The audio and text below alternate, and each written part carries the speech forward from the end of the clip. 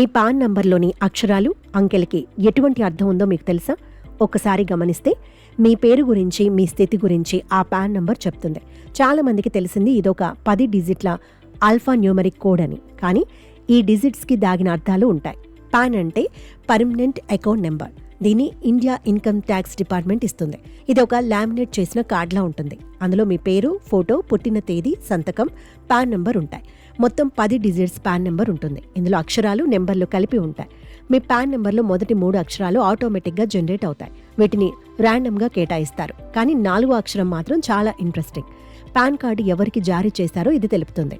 ఉదాహరణకి వ్యక్తి అయితే 4వ అక్షరం పి, కంపెనీ అయితే సి, ట్రస్ట్ అయితే టి, హిందూ అవిభాజిత కుటుంబం అంటే హెచ్, అసోసియేట్ ఆఫ్ పర్సన్స్ అంటే ఏ, బాడీ ఆఫ్ ఇండివిజువల్స్ అంటే బి, ప్రభుత్వ సంస్థ అయితే జి, ఆర్టిఫిషియల్ జ్యుడిషియల్ పర్సన్ అంటే జే, స్థానిక అధికార సంస్థ అంటే ఎల్, పరిమిత బాధ్యత భాగస్వామ్య సంస్థ అంటే ఎఫ్ అని ఉంటుంది. ఇలానే 4వ అక్షరం ద్వారా పాన్ వ్యక్తులకు ఇచ్చారా, సంస్థలకు ఇచ్చారా అని సులభంగా తెలుసుకోవచ్చు.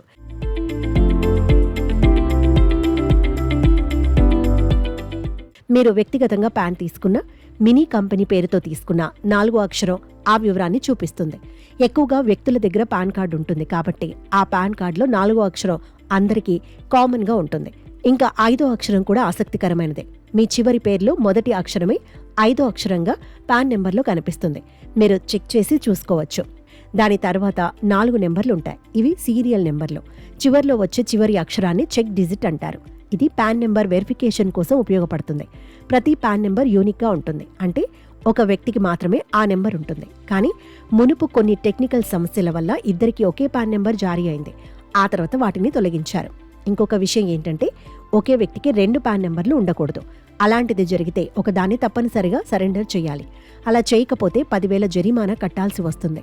పాన్ నెంబర్కి ఉన్న ప్రాముఖ్యత చాలా ఎక్కువ. ఇందులోని అక్షరాలు, అంకెలు మన గురించి చాలానే చెబుతాయి. కాబట్టి మీరు కూడా మీ పాన్ నెంబర్ ఒకసారి బాగా గమనించి చూడండి.